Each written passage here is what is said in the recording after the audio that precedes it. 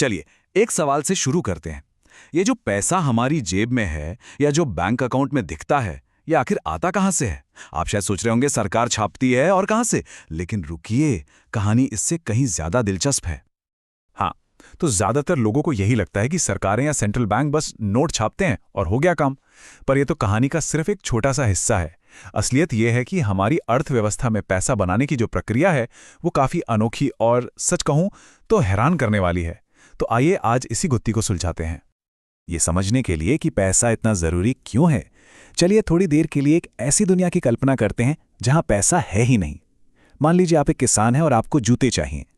तो अब आपको एक ऐसा मोची ढूंढना पड़ेगा जिसे जूतों के बदले आपके उगाए हुए अनाज की जरूरत हो। सोचिए जरा, कितना मुश्किल होगा ये। अदला बदली के इसी सिस्टम को बार्टर सिस्टम कहते हैं। और इसकी सबसे बड़ी दिक्कत यही है कि दो ऐसे लोगों को ढूंढना जिनकी जरूरतें एक ही समय पर एक दूसरे से मेल खाएं बहुत मुश्किल है। मतलब कितना समय और मेहनत बर्बाद होती है। बस इसी एक बड़ी समस्या ने पैसे के आविष्कार को जन्म दिया। तो देखिए, कोई भी चीज पैसा तब बनती है जब वो 3 जरूरी शर्तें पूरी करें। पहली, वो विनिमय का माध्यम हो, मतलब जिसे आप रोजमर्रा की चीजें खरीद सकें।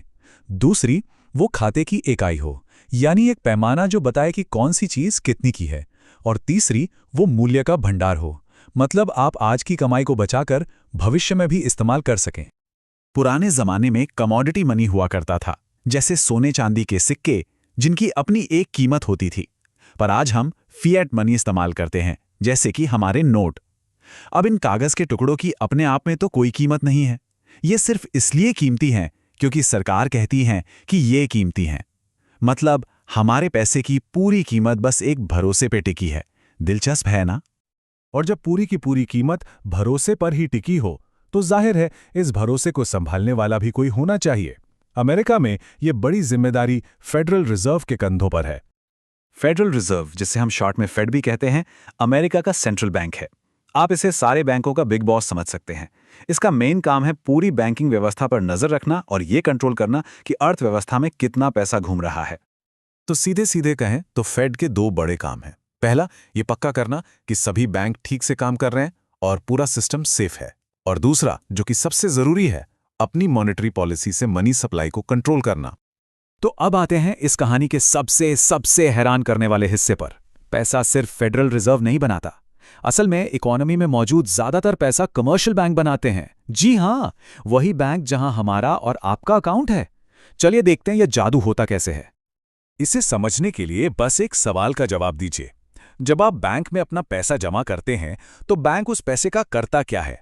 क्या वो उसे एक लॉकर में बंद करके रख देता है? नहीं, हमारा आज का जो बैंकिंग सिस्टम है वो कुछ बहुत अलग करता है। एक पल के लिए मान लीजिए कि आप बैंक में $5,000 जमा करते हैं। अगर बैंक आपके सारे पैसे को बस अपनी तिजोरी में रख ले तो अर्थव्यवस्था में कुल पैसा $5,000 ही रहेगा, कुछ भी नहीं बदलेगा। मनी सप्लाई उतनी की उतनी ही रहेगी। लेकिन असलियत में ऐसा नहीं होता।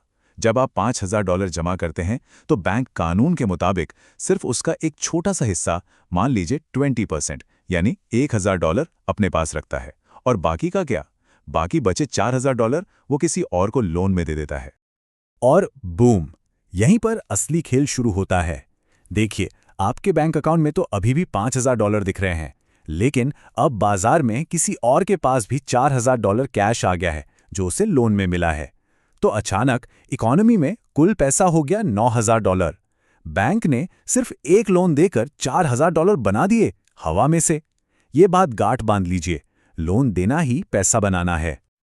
और ये सिलसिला यहीं नहीं रुकता। जिस व्यक्ति ने $4,000 का लोन लिया वो उसे कहीं तो खर्च करेगा और वो पैसा घूमकर किसी दूसरे बैंक में जमा हो जाएगा। फिर वो दूसरा बैंक भी उसका एक हिस्सा रखकर बाकी का लोन दे देगा। और इस तरह एक लहर शुरू हो जाती है जहां हर लोन से और ज्यादा पैसा बनता चला जाता है। तो इस पूरी प्रक्रिया के आखिर में क्या होता है? हमारा वो शुरू का $5,000 का डिपॉजिट बैंकिंग सिस्टम में घूम फिरकर कुल $25,000 बन जाता है ना? ये कमाल की बात। अर्थशास्त्री इसे एक नाम देते हैं, मनी मल्टीप्लायर। इसका एक बहुत ही सिंपल सा फॉर्मूला है, 1 को रिजर्व रेशियो से डिवाइड कर दीजिए। हमारे उदाहरण में ये हुआ 1 डिवाइडेड बाय 0.20, जो कि 5 होता है। तो $5,000 को 5 से गुणा किया और बन गए $25,000। तो अगर बैंक अपने आप में एक पैसा छापने की मशीन है, तो फिर कोई तो होगा जो इस मशीन की स्पीड को कंट्रोल करता होगा। बिल्कुल, यहीं पर फेडरल रिजर्व की भूमिका आती है। आप ऐसा समझ सकते हैं कि फेड के पास एक कंट्रोल पैनल है, जिससे वो इस मनी मशीन को तेज या धीमा करता है।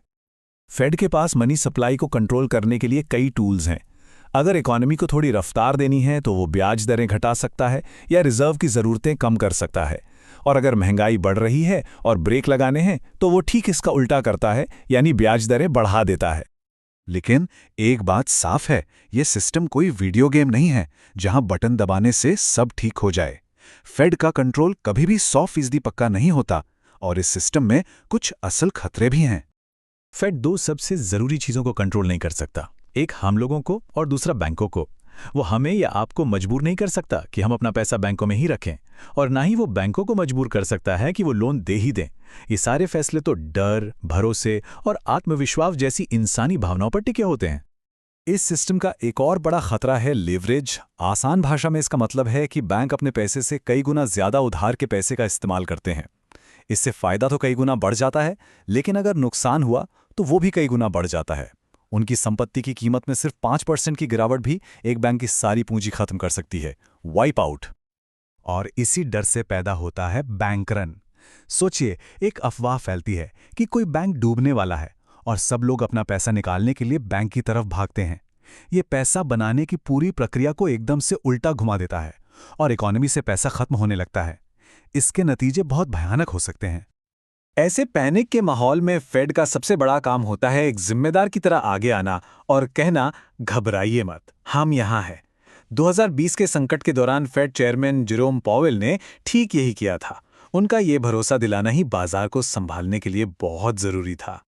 तो ये सब जानने के बाद ये सवाल तो बनता है कि अगर हमारी जेब में पड़ा पैसा असल में कर्ज और भरोसे पर बने एक बहुत ही जटिल सिस्टम की देन है, तो फिर इसे असली कीमत क्या चीज देती है?